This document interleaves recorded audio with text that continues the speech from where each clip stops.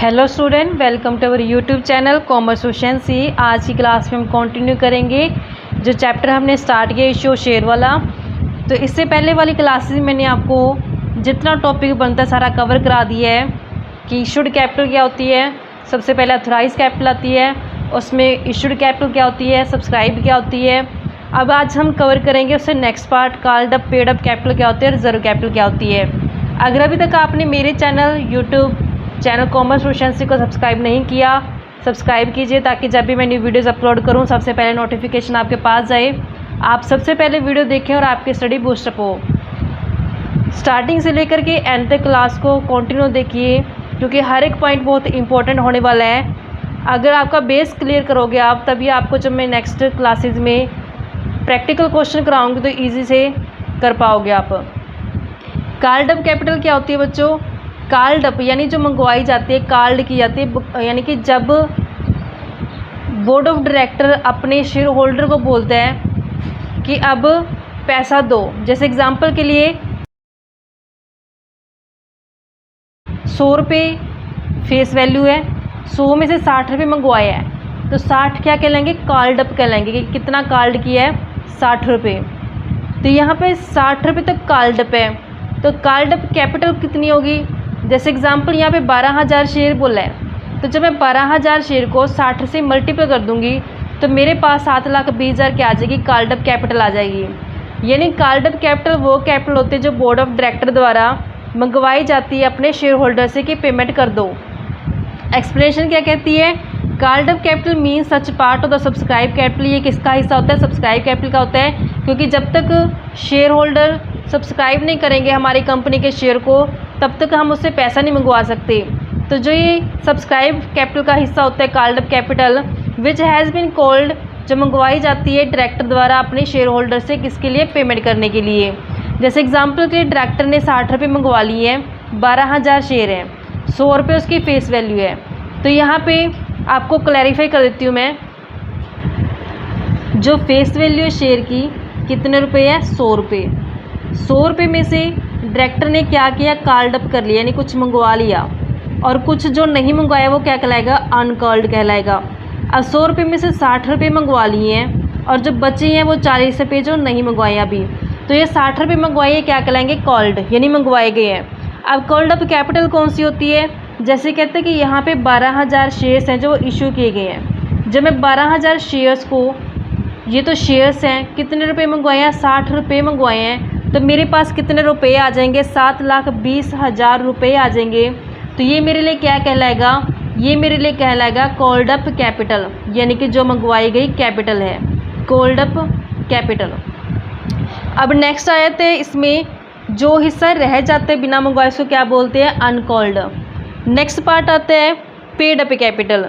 Paid up capital में क्या होता है कि जितना मंगवाया जाता है और जितना पे किया जाता है शेयर होल्डर द्वारा वो कंसीडर करते हैं हम। एग्ज़ाम्पल देती हूँ मैं आपको पेड अप का। जैसे एग्ज़ाम्पल के लिए मान लो 10 रुपये फेस वैल्यू है शेयर की, 10 में से मान लेते एग्ज़ाम्पल के लिए कि जो बोर्ड ऑफ डायरेक्टर है उसने 8 रुपये क्या करिए? कॉल्ड कर लिए, यानी कि मंगवा लिए। कॉल्ड अप कितने के गए? 8 रुपये। अब हम जानते हैं कुछ शेयर होल्डर ऐसे होते हैं जो सारा पैसा नहीं देते हैं, कुछ एक शेयर होल्डर क्या करते हैं? पूरा पैसा नहीं देते हैं। जैसे एग्जांपल के लिए मान लो 8 में से जो पे किए गए हैं वो सिर्फ कितने पे किए गए हैं? पेड अप किए गए हैं 5 रुपये, यानी कि 8 रुपये तो कॉल्ड अप है, यानी मंगवाए कितने के थे? 8, और जो 5 रुपये क्या किए गए? पेड अप किए गए, यानी कि शेयर होल्डर द्वारा पे किए गए हैं। तो 3 रुपये क्या कहलाएंगे? कॉल्स इन एरर, यानी कि ये एरर है, ये पे नहीं किया गया शेयर होल्डर द्वारा। आई होप कि आपको क्लियर हो गया होगा। कॉल्ड अप जितने मंगवाए गए हैं बोर्ड ऑफ डायरेक्टर द्वारा, पेड अप जितने शेयर होल्डर द्वारा पे किए गए हैं, और जो डिफरेंस आता है जो नहीं पे किया गया पैसा वो जाता है कॉज इन एरर में कि क्या ये एरर है, बकाया है पैसा। बुक में एक्सप्लेनेशन क्या लिखी है? The term paid up refer to that portion of called up capital, यानी कि जो हम कॉल्ड अप करते हैं उसी का ये हिस्सा होता है which has been actually receive from share holder, जो एक्चुअल में रिसीव हुआ था शेयर होल्डर से। जैसे 8 रुपये मंगवाए थे, 8 में से 5 पे किए गए तो 5 रुपये क्या कर लेंगे? पेड अप, कि एक्चुअल में रिसीव कितने हुए हैं? 5 रुपये रिसीव हुए हैं। Usually the called up capital and the paid up capital R the same. कहते हैं वैसे तो कॉल्ड अप और पेड अप सेम होती है, किसको छोड़ के, कुछ शेयर होल्डर को छोड़ के जो पे नहीं करते कॉल की अमाउंट को। अब एग्जांपल के लिए अगर मान लो 8 रुपये मंगवाए हैं और 8 ही पे कर दिए, तो यहाँ पे कोल्ड भी 8 है, पेड भी 8 है, तो कोई डिफरेंस नहीं आएगा, दोनों सेम ही हो जाएंगे। लेकिन अगर 8 रुपये कोल्ड अप हैं और 5 रुपये पेड अप हैं, तो यहाँ पे 3 रुपये कॉज इन एरर है, यानी कि दोनों हमारा कोल्ड अप और पेड अप यहाँ सेम नहीं होगा। Any unpaid amount is called, कहता है जो अनपे अमाउंट रह गई है उसको क्या बोलते हैं, कॉज इन एरर, कि क्या अभी वो एरर है, बकाया है। If A share holder has paid 5, अगर एग्जाम्पल के लिए कहता मान लो शेयर होल्डर ने 5 रुपये पे कर दिए, मंगवाए कितने थे, 8 रुपये कॉल्ड अप हैं, 5 रुपये पेड अप हैं, तो 8 में से 5 दे दे तो 3 रुपये क्या कहलाएंगे, कॉज इन एरर कहलाएंगे। नेक्स्ट आता है हमारे पास रिजर्व कैपिटल। रिजर्व कैपिटल में क्या होता है कि ये कैपिटल का वो हिस्सा होता है जो कंपनी रिजर्व करके रख लेती है। ये कंपनी रिजर्व इसलिए करती है ताकि जब कंपनी बंद हो, तो कंपनी को जब बंद करते हैं तो उस टाइम पे हर एक लायबिलिटी को क्लियर करना ज़रूरी होता है। तो जो लायबिलिटी क्लियर की जाएगी तो उस टाइम पे पैसे की ज़रूरत होगी, तो वो पैसा फिर यहाँ से मंगवा ले जाएगा जो कंपनी ने पहले रिजर्व करके रखा है कैपिटल को। कहते हैं एज पर सेक्शन 65 सेक्शन के हिसाब से company act 2013 only and unlimited company having a share capital, कहते हैं सिर्फ वही कंपनी जो अनलिमिटेड कंपनी है और जिसकी शेयर कैपिटल है, while converting into limited company, जो अपने आप को किस में कन्वर्ट कर रही है, वो लिमिटेड कंपनी में, मे हैव रिजर्व कैपिटल, उसके पास क्या हो सकती है, रिजर्व कैपिटल हो सकती है। In such a case the company by resolution में, इस केस में कहते हैं कंपनी रेजोल्यूशन पास करके क्या करेगी, increase the nominal amount of share capital, जो उसकी नॉमिनल अमाउंट होती है शेयर कैपिटल को उसको बढ़ा लेगी। कैसे बढ़ाएगी, by increasing the nominal amount of each of its share, अपने हर एक शेयर की अमाउंट को बढ़ा करके। And determine that no part of the increase capital shall be called up, कहता है जो इंक्रीज का पार्ट है वो मंगवाएगी नहीं, कब तक नहीं मंगवाएगी, जब तक कंपनी को बंद नहीं किया जाएगा, यानी सिर्फ तभी मंगवाएगी कंपनी उस बढ़े हुए पार्ट को जब कंपनी वाउंड अप होगी। नेक्स्ट पॉइंट आते हैं, provide that a specified portion of its uncalled share capital shall not be called excerpt in the event of winding up the company, कहते हैं जो स्पेसिफाइड पोर्शन अभी uncalled है, जैसे मैंने आपको एग्जांपल दिया था 4th पॉइंट में, जो मैंने कॉल्ड अप किया था 100 में से 60 मंगवाए थे, 40 नहीं मंगवाए थे, 40 अनकॉल्ड थे, उसको क्या बोलेंगे हम कि कैपिटल क्या कर ले, रिजर्व कर ले, रिजर्व कैपिटल में आ जाएंगे, तो वो 40 रुपये कम मंगवाए जाएंगे जब कंपनी क्या होगी, बंद होगी। In such a case the increase capital in case, जो दोनों हमने पढ़े हैं, फर्स्ट केस में specified portion of uncalled capital, second case में कहता है वो दोनों ही क्या हो जाएंगे, रिजर्व कैपिटल बन जाएंगे। इट इज़ अवेलेबल ओनली, कहते हैं ये जो पैसा है ये सिर्फ किसके लिए बचा के रखा जाता है, क्रेडिटर्स के लिए। जब कंपनी बंद होगी तो उस टाइम पे क्रेडिटर्स को पैसा देना पड़ेगा, इस कारण से कंपनी क्या करती है, उस पैसे को बचा के रख लेती है। अब प्रेजेंटेशन कैसे की जाती है शेयर कैपिटल की कंपनी की बैलेंस शीट में। अब जो हम बैलेंस शीट बनाते हैं तो उस बैलेंस शीट के अंदर शेयर कैपिटल को कैसे रिप्रेजेंट करेंगे, तो as per schedule 3 of the company act 2013 share capital disclose करती है कंपनी बैलेंस शीट में। किस तरीके से करते हैं, तो यहाँ बताया गया extract of balance sheet of, यहाँ पे एज एट वर्ड इस्तेमाल किया जाता है। एज एट वर्ड इसलिए इस्तेमाल किया जाता है क्योंकि जो बैलेंस शीट होती है ये अगर कंपनी 100 साल चलेगी, 200 साल चलेगी तो वो कंटिन्यू रहेगी, तो इसी कारण से इसको एज एट बोला जाता है। जबकि जब हम प्रॉफिट एंड लॉस अकाउंट बनाते हैं उसको लिए हम लिखते हैं एट द एंड ईयर लिखते हैं, जबकि बैलेंस शीट में हम वर्ड जो यूज़ किया था वो एज एट करते हैं, क्योंकि ये बैलेंस शीट एज एट लिखने का मतलब क्या है कि ये कंटिन्यू रिप्रेजेंट करते हैं कंटिन्यूटी को। बैलेंस शीट में जो सबसे पहले आता है हमारे पास वो आता है इक्विटी एंड लायबिलिटी। इक्विटी भी आती है और लायबिलिटी भी आती है। सबसे पहले हम पढ़ रहे हैं जो इक्विटी के बारे में पढ़ रहे हैं। इक्विटी में सबसे पहला जो हेड आता है वो आता है share holder fund. Share holder fund के अंदर हम लेके चलते हैं शेयर कैपिटल को, रिजर्व एंड सरप्लस को, money receive against share warrant. तो यहाँ पे शेयर कैपिटल के बारे में बताया है। As per schedule 3 disclosure requirement pertaining to share capital are to be provided in notes to account. कहता है जो यहाँ पे शेयर कैपिटल दिखाई जाएगी, यहाँ पे जो शेयर कैपिटल दिखाई जाएगी किसके हिसाब से दिखाई जाएगी, जो नोट्स टू अकाउंट प्रिपेयर किए जाएंगे।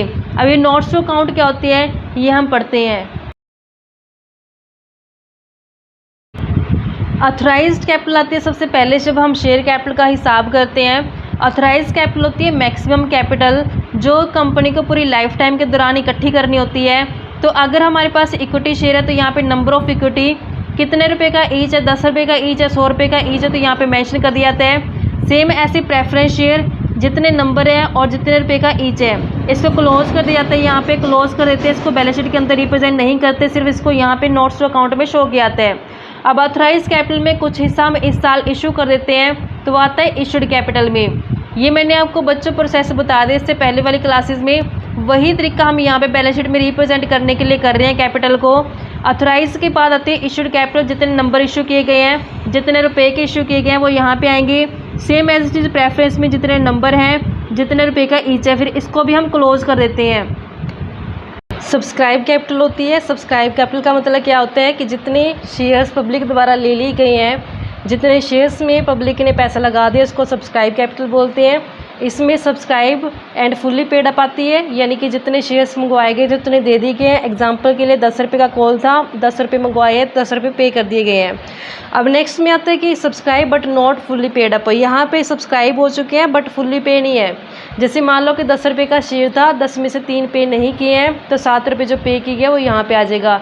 नेक्स्ट आता है forfeit share account. Forfeit share account में क्या होता है कि कई बार शेयर डिफॉल्टर हो जाते हैं, कुछ आनाकानी करने लग जाते हैं पैसा देने में। उस केस में बोर्ड ऑफ डायरेक्टर क्या करता है कि अपने शेयर को जब्त कर लेता है, उसको बोलते हैं शेयर फॉरफिट अकाउंट। तो यहाँ पे आगे आएगा ये टॉपिक फॉरफिट शेयर अकाउंट, ये आगे मैं आपको और भी डिटेल में क्लियर करवाऊंगी। तो अभी तक आप यहाँ तक आई होप कि क्लियर हो गया होगा। नेक्स्ट आते हैं कैपिटल रिजर्व। रिजर्व कैपिटल और कैपिटल रिजर्व में डिफरेंस होता है बच्चों। जो रिजर्व कैपिटल होती है वो तो कैपिटल में से रिजर्व किया हुआ हिस्सा होता है, जबकि कैपिटल रिजर्व जो होता है ये कैपिटल प्रॉफिट में से क्रिएट किया जाता है। Capital reserve are those reserve, कहते हैं कैपिटल रिजर्व ये वो रिजर्व होते हैं which are created out of capital profit, जो किस में से क्रिएट किए जाते हैं, आउट ऑफ कैपिटल प्रॉफिट में से क्रिएट किए जाते हैं। कैपिटल नेचर के प्रॉफिट वो होते हैं जो नॉन रिकरिंग नेचर होते हैं, यानी जो कभी कभार होते हैं, जो हमें उसको हम कैपिटल प्रॉफिट बोलते हैं। Capital profit are those profit which are not earn in the normal course of the business. ये नॉर्मल कोर्स में नहीं होते हैं, ये नॉन रिकरिंग नेचर के होते हैं, कभी कभार होने वाले प्रॉफिट होते हैं। This reserve can not be utilize for its distribution of dividend. Capital profit का इस्तेमाल हम डिविडेंड को डिस्ट्रीब्यूट करने के लिए नहीं करते, क्योंकि डिविडेंड जो होता है वो रिवेन्यू नेचर का होता है, जबकि कैपिटल प्रॉफिट है जो वो नॉन रिकरिंग नेचर के होते हैं। तो यहाँ पे कहते हैं कुछ आइटम ऐसी हैं जिसमें हमें कैपिटल प्रॉफिट होता है और उस कैपिटल प्रॉफिट में से फिर हम क्या क्रिएट करते हैं, कैपिटल रिजर्व क्रिएट करते हैं। जैसे हमें प्रॉफिट हो गया फिक्स्ड असेट को सेल करने से। फिक्स्ड असेट क्या होती हैं, कैपिटल नेचर की होती हैं, क्योंकि हम फिक्स्ड असेट है जो लॉन्ग टर्म के लिए इस्तेमाल करने के लिए खरीदते हैं। तो ये जब फिक्स्ड असेट को सेल करने से प्रॉफिट होता है तो वो प्रॉफिट किस नेचर का होगा, कैपिटल नेचर का। Profit on revaluation of fixed asset, जब रीवैल्यूएशन किया जाता है फिक्स्ड असेट का उससे प्रॉफिट होता है, कैपिटल नेचर का होता है ये प्रॉफिट भी। Premium on issue shares and debenture, जब शेयर्स या डिबेंचर्स को इशू किया जाता है तो इशू करते समय प्रीमियम पे इशू किया गया है। जो शेयर्स होते हैं, जो डिबेंचर्स होते हैं, ये रेगुलर बेस पे हम नहीं इशू करते हैं, ये कभी कभार किए जाते हैं, तो ये नॉन रिकरिंग नेचर के होते हैं। जब शेयर्स या डिबेंचर को इशू करते हैं तो प्रीमियम पे इशू करने से जो एक्स्ट्रा पैसा मिलता है, यानी जिसे हम प्रीमियम बोलते हैं, तो उस प्रीमियम को क्या माना जाता है, कैपिटल नेचर का प्रॉफिट माना जाता है। Profit on redemption of debenture, जब डिबेंचर्स को रिडीम किया जाता है, यानी कि जब डिबेंचर्स का पैसा वापस लौटाया जाता है, तो जब उसको रिडीम करते हैं, उसको रिडीम करने से अगर प्रॉफिट होगा कंपनी को तो वो भी किस नेचर का है, कैपिटल नेचर का। Profit earn by company prior to its incorporation, जो इनकॉर्पोरेशन से पहले जितने प्रॉफिट कमाए जाते हैं वो भी कैपिटल नेचर के होते हैं। Profit on forfeit and reissue share, जब शेयर को जब्त किया और दोबारा उसको रीइशू कर दिया तो जो प्रॉफिट होगा वो भी हमारा कैपिटल नेचर का होता है। Capital reserve are shown the liability side, capital reserve जो होते हैं उसको लायबिलिटी साइड शो किया जाता है बैलेंस शीट के अंदर, किस हेड के अंदर, रिजर्व एंड सरप्लस हेड के अंदर आते हैं ये। आई होप बच्चों की आपको क्लियर हो गया होगा। ऐसी नेक्स्ट क्लासेस में आपको डिफरेंस बताऊंगी। ऐसी रेगुलर वीडियो देखने के लिए आप मेरे चैनल कॉमर्स प्रोफिशिएंसी को सब्सक्राइब, लाइक एंड शेयर करें। अगर आपकी कुछ क्वेरीज है, कुछ सजेशन है तो आप मुझे कमेंट बॉक्स में कमेंट कर सकते हैं।